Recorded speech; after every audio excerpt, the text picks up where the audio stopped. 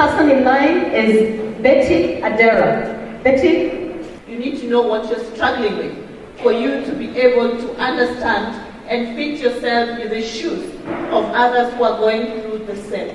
And we realize that when you leave this school, you're going to be graduates in this, that, and the other. But at the end of the day, your story remains with you. And your story is just about you.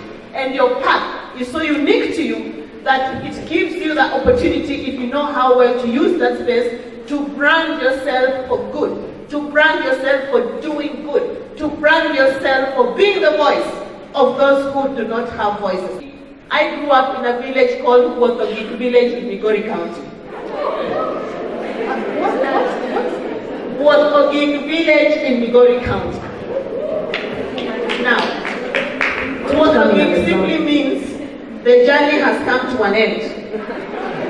Or if you like, a dead end. So if you come and grow up from a village that is a dead end, like nothing good can ever come from there. And my home has a river a few minutes from it. So if you ask me to swim in a river, you won't catch me. I came to Kenya High School and found a swimming pool that looks blue, and the water is not blue enough. But in that space, when I was growing and going to school, there were girls who were my age. There were those who were older than me, who were not able to even come to school because they got pregnant and got married off quickly. They were not able to continue with their education because they were raped and got pregnant as a result of that. And in my time, you get pregnant, no one wants to care how you become like an outcast of your family and an outcast, like an hard dog, and you're going to be sent to the Ushago of the Ushago to sit there with your grandmother, and you're just lost. I went to school with even girls who were much older than me and in the same classroom now. I was so tiny, and even the boys in my class were big. They were even shaving. And you're trying to circumvent all that and be that person that you wanted to be. So I became number one in my district, Migori district, from Wotagik village, and got my way to here. All right? Now, I want to say that who I am today is because of the values that I learned in my 4 years of being in the Kenya High School. And of course, staying in Naivasha House. Now, when it comes to matters of vulnerability, or matters of violence, or anything that will put a woman or a girl, at a much, much lower place, that is not a respecter of persons. You can be so educated, yet so powerless. You can be so exposed, yet so voiceless. So I knew from an early age that I wanted to follow a career path that will take me to the people, to just speak about their issues, speak about, try to understand from them why it is that the things that happen to them, that they relate a lot of that with my own upbringing. And I think right now, I'm so proud to say that I do mentor about 175,000 girls and young women between the ages of 7 and 25 in this country. That's what my plan is. But I also know that leadership and policy plays a big role. We can say all we want here, but if the laws are not responsive to what it is that we are saying, what it is that we pursue, then it's like a result that is not 100%. So then I occupy the space of doing grassroots, but I also do national policy and also international, type of policy, because when it comes to vulnerabilities against women, those issues are actually global and they're the same. They might play out in different ways, but the way they impact girls and women is the same. Girls need 4 things, and please ensure that you get that while you are here. You need an education. First of all, that's why you're here. That's your core business. We want you to come through, pass your exams and be. Secondly, you need to have the skills to be confident and express yourself even better than we are doing here. Put a man and a woman with the same qualification looking for the same job, the man is going to carry it. Why? Not because the woman is not qualified, but because you're still picky, you're still like shy, you're still speaking, how. Senior. And opportunities out there are to be grabbed. And that world out there is so brutal that if you're not kept up and you're not taka, zitakuacha. Hard. You need to think about your moral compass. Alright? You can be so educated, but your morals are upside down. Of what good use are you to anyone? Even to yourself. Because you are a brand in your own self. But what brand are we talking about? What brand are you? Alright? What brand are you? And of course, lastly, mentorship. We perhaps never had any of that. Alright? We somehow just made it by the grace of God. But in the context today, young people like you, especially young girls, go through a lot. And I meet tons and tons of guys your age who are in sex work. They have to go and sleep with 20 people at the end of the day and each pays them 20 shillings. And you know now what that is going to lead to, eh? I come across girls and mentor girls from hard crime, not petty crime. I'm talking girls who are in gangs and girls who, like shoot, they will just shoot you, alright? I reach girls who are, so into drugs and alcohol that getting them and cleaning them out is like until Jesus comes back, alright? And we see that except all girls get the opportunity to be, we as a country, we as a community cannot get any far. So you have the opportunity to be that. But remember, as I conclude, what you're getting in Kenya High School, remember, is not for you and is not for now. It is for your life to come. And it is for someone who looks up to you. What we are doing right now is just because of what we got out of here to define us. And by the way, in every workspace, if there is a barbarian, she stands out. You have the best of teachers around you, the best of mentors who can keep coming. Take that opportunity and run away with it. Even if you come from a village, or you come from a village worse than Otogig, you can still be that person that you want to be. But it's gonna take effort. It's not going to happen by itself. You need to work hard on your studies. You need to start thinking through about your future. What is it that you like? Where is your passion sitting? You need to pursue, growth along those lines. You need to ask questions. You need to engage. You need to look for that information from wherever. And you need to be of very, very high moral standards. And this is the age that you either get it or you lose it. All right? So ours is to come and help you and hopefully listen from you. Thank you. Thank you.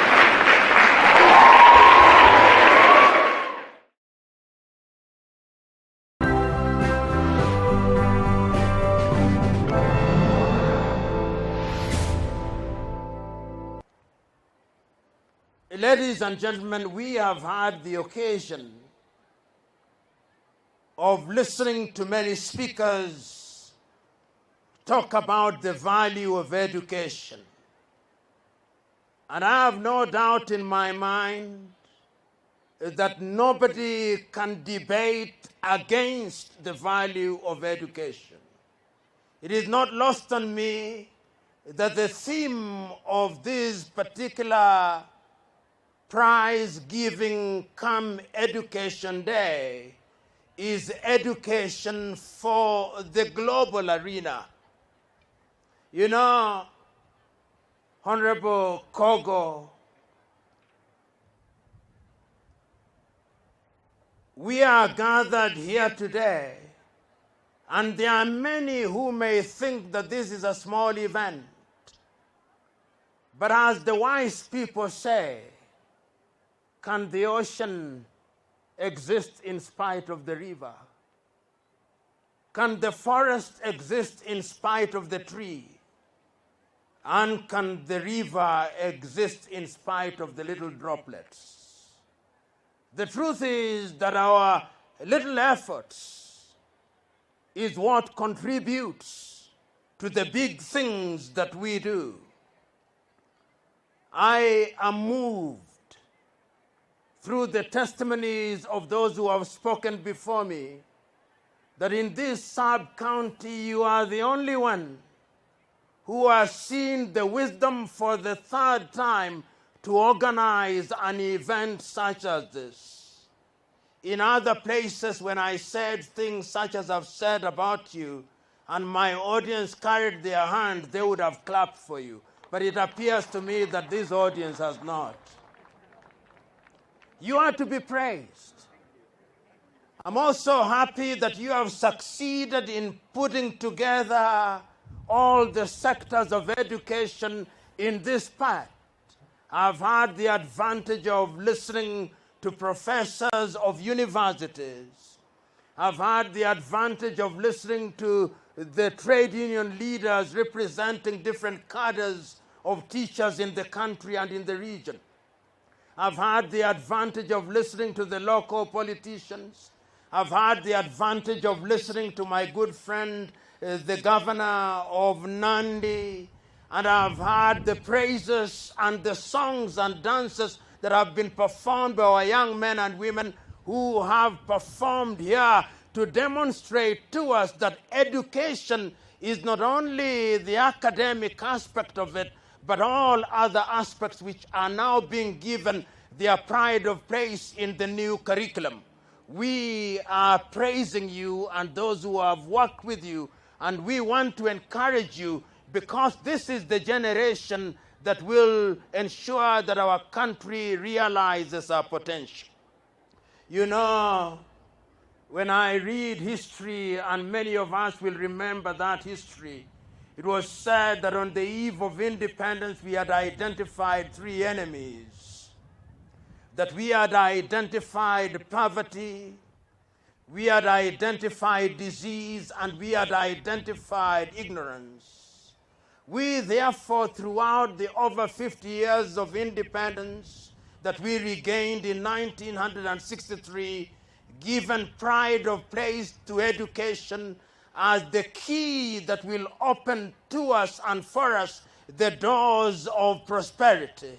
And what we are doing here and what we are reminding our young men and women who are assembled here today is that education is the only thing that equalizes many men and women. If we were to ask those who are assembled here, whether they are professors, whether they are doctors, whether they are lawyers, whether they are teachers, whether they are accountants, whether they are business people, whether they are politicians, they will tell you the single thing that equalizes people is education. Education is the equalizer because it is still true that the mind is the standard of a human being. No matter how tall you are, if your mind does not work well, you are just a tall fool. No matter how short you are, if your mind does not work well, you are just a short fool. But if you have a mind, no matter how tall and no matter how you look like, we will recognize that there goes a man and a woman whose mind speaks for itself. And that is why we are celebrating the men and women who have organized this event. And that is why we are encouraging our young men and women that if you are to be celebrated 10 years from today, the only thing that you must focus on is education. But you know, there is the tendency of thinking that if you are a village champion, you are a champion. No. A village champion is not a champion, he is only a champion in his village. It is the great Tanzanian musician Baraka Mwinshehe Mwaruka who sang Jogoo wa shamba hawiki mjini. And I'm telling you and reminding you that if you are good in Kapsabet, you are only as good as you are good in Kenya. And that is why every time I celebrate Kapsabet High School, because you are not only good here, you are good nationally. And when you are good nationally, it means you are good in the East African region. And when you are good in the East African region, you are good in Africa. And when you are good in Africa, you can now compete with the world because that is where the competition is. You know, Grace, who is a CEC, and whom I have met today, as we were listening to the performances that we were enjoying, we shared, and she told me that she was once a teacher, a high school teacher. She is now a CEC at the level of policy formulation. The beauty of education is that it opens many doors for you. You can choose to be a teacher, and when you are tired of teaching and you are sitting at home, some governor, including my good friend Sang, will identify you and make you a CEC. That is what happens. But if you did not go to school, we will never find you, because you will be hidden in some village doing next to nothing, which is not good for you and for anybody. We are therefore encouraging you to use the occasion that you have to ensure that you prepare yourself for tomorrow. The professors who are here will tell you, and I'll name them by name. Professor Ngala was sitting comfortably in his rural home and sometimes in Mombasa. Then, because he went to school, the President of the Republic of Kenya and other institutions saw the wisdom of choosing a wise man, and behold, he is the chair of Koitalel. If he was a beach boy in Mombasa, he would be walking half naked, being useful to nobody except himself. But today we are celebrating him because of education. Professor Mayo, who is sitting here at Baraton University, the reason why he was selected is because there is something in his mind. The directors of education that you listen to here, they are men and women that we are celebrating because there is something between their ears. And when there is something between your ears, you don't have to tell us. You open your mouth and we know that there is something useful between your ears. Today, therefore, we come here not to make many lengthy speeches. We come here to remind ourselves and to remind the young men and women that there is a future, that the world is looking for new young men. And what are the new young men that the world is looking for? The world is looking for new young men who are disciplined. Because discipline is at the heart of who you are. No matter how educated you are, no matter how rich you are, if you do not have the gift of discipline, then you are a danger to society. Today, I am asking you, young men and women, be disciplined that you may be a good global citizen. The world is looking for young men who are humble. Humility is the mother's milk of greatness.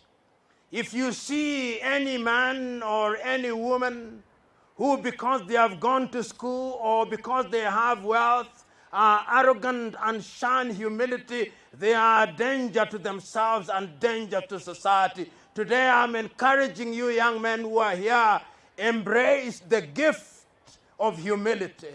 God is looking for young men and women who believe in integrity. No matter how clever you are, no matter how rich you are, if you have no integrity, then you have no value to your society. Today we come here to celebrate you because we hold the view that education is going to give you the integrity that you need in order to survive in the world. The world is looking for young men and women who are respectful, because respect is reciprocal and is earned. You know, many of you who are in positions of authority and have applied for jobs and opportunities, sometimes when you ask for a job elsewhere, they ask you to get a letter from your high school, a letter from your primary school. That is when we discover that you are expelled in every school that you visited. And even if people wanted to employ you, they think this is trouble personified. What we are encouraging you, young men and women, is that you must have a good school leaving certificate from your primary school. You must have a good leaving certificate from your high school. You must do things that are right so that 10 years down the line, when you look at your own living certificate, it is said of you, he was a hard-working young man. He was a hard-working young woman who did not entertain nonsense. But whenever there was an opportunity to disagree with the teachers, he told the teachers not in a manner that inflamed their anger, but with the firmness and humility that opened their eyes. I believe that that is a possibility, and I have no doubt in my mind that on an occasion such as this, we are celebrating and preparing you for that day. That is the man, that is the woman that education should prepare. As I conclude, because conclude I must, we must therefore ask ourselves, are we prepared for the future? Today, when you walk around the world, you discover that competition is very stiff. When you walk across Africa, you discover that there are many opportunities. Today, when you walk in Kenya, you discover that there are many opportunities. But those opportunities are only there for those who are prepared, and those who have been prepared, and those who have the ability. We live in a country and in a world where everybody thinks that when they have graduated, they must be employed. The world is now looking for young men and women who can innovate, young men and women who can invent. The world is looking for inventors and innovators who themselves are going to be job creators. And that is what we are encouraging you to do. My understanding of the competency-based curriculum, which I'm still learning many things about, is that whichever talent you have, nurture that talent. The governor and I, and the member of parliament and I, while we were listening to the young man who was rapping, were musing to ourselves that in today's world, that young rapper can employ 10 professors, because when he does one performance, he's possibly paid 1 million shillings. There is money in your talent. If you are to be a good musician, be a good one who is celebrated across Africa. If you are to be a good runner, be a good runner like your kinsman Eliud Kipchoge. I'm quite certain that if Eliud Kipchoge were to come here, he could very easily, and I wish he was here, he could very easily give each one of us on the dais about 1 million bob. And his account would not even be disturbed. And the only thing that he has perfected is that he is disciplined. He just doesn't wake up one morning and say, I'm going to run. There is preparation for whatever you do, at whatever level. If you ask the men who are sitting here, who are professors, they don't sleep. They are writing on a daily basis. So young men and women, mmeambiwa mengi, tumesema mengi, kama chiriku aliyekunywa maji ya chooni Bwana Ngala. Lakini nikimalizia nitasisitiza hivi: siri ya kujiendeleza kibinafsi ni lazima uwe na nidhamu. Lazima uwe ni mtu wa kujinyima, kwa kuwa Waswahili wanasema mchumia juani hulia kivulini. Mkiwa shuleni mnachumia juani, wakati wa kulia kivulini na wakati wa kusifiwa na wakati wa kushabikiwa na wakati wa kusherehekewa itakuja. Ndiyo maana unaona hawa wenzetu hapa tunawaenzi, tunawasherehekea. Bwana Kogo akisimama, makofi tunazompa ni tofauti na makofi za kawaida, kwa kuwa ni daktari na mbunge. Alichumia juani, sasa anakulia wapi? Bwana Sang alijinyima, amechumia juani, sasa anakulia kivulini. Sikumuona akiingia Bwana Sang, lakini akitembea katika mabarabara ya Nandi anatembea kwa ving'ora. Kuna magari ambayo yanamtangulia, kuna maaskari ambao wanampa salute. Kwa nini? Kwa kuwa alichumia juani, sasa anakulia kivulini. Profesa Misoi, ukienda ofisini kwake utapata ofisini kwake, sikuingia hata bado sijaingia ofisini kwake, lakini katika sebule lake, sebule tu ya kuwakaribisha wageni, nilipoingia tu pale, ndizi na mahamri alichumia juani, sasa anakulia kivulini. Ili mradi ukichumia juani unakulia kivulini. Na ndiyo tunawahamasisheni ya kwamba siku hizo zaja na zitakuja kwa juhudi, na juhudi hizo lazima mzifanye nyinyi wenyewe. Waalimu tayari wanafanya juhudi. Wao wanakuja darasani, wakija darasani kila mwisho wa mwezi fedha zao zinaingia katika akaunti zao. Walichumia juani, wanakulia wapi? Kivulini. Kuna makasisi, kuna maaskofu hapa katika kanisa mbalimbali. Msifikiria kwamba tu walionekaniwa na Bwana, la hasha. Bwana aliwaonekania, lakini pia walienda shuleni. Ndio Bwana siku hizi anaonekania wale ambao wameenda shuleni. Hii mambo ya kwenda kama Paulo izia, ukienda Damaski kisha atajitokeza ghafla bin huu, siku hizo alikatiza mtindo huo. Mtindo wa sasa ni ya kwamba lazima uende shuleni, ukisha panuka katika akili ndio Bwana atakuonekania, sivyo makasisi? Kwa hivyo ndugu zanguni, asanteni sana. Ninasisitiza ya kwamba nina hakika ya kwamba hatua ambazo zimechukuliwa na wazazi na waalimu na wahusika wote, wadau wote, ni hatua ambazo zinastahili kushabikiwa, na ni ukweli usiopingika. Ni ukweli usiopingika ya kwamba kizuri chajiuza, chema chajitembeza, na ni ukweli usiopingika ya kwamba chanda chema huvikwa pete.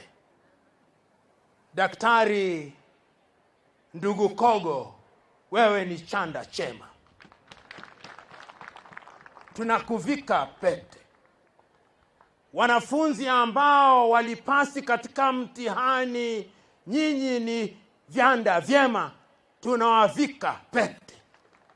Walimu ambao mlishiriki katika kuandaa na kunoa vijana hawa, nyinyi ni chanda chema, mnastahili kuvikwa pete. Wazazi ambao mlijinyima ili kulipa karo, nyinyi ni chanda chema, mnastahili kuvikwa pete. Na mwisho kabisa, tukumbuke ya kwamba siri ya maendeleo ni vijana wenye malezi bora, siha njema na bongo kali. Vijana hawa nina hakika, nikitumia mfano wa Kapsabet, wana siha njema, malezi bora na bongo kali. Mungu awajalie leo na siku zote za usoni.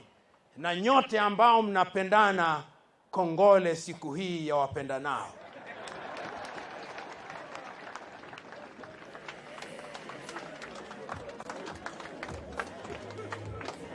Thank you very much, sir. Thank you. Asante sana. Asante. Asante sana. Asante sana. Asante sana. Asante sana. Thank you. Asante sana.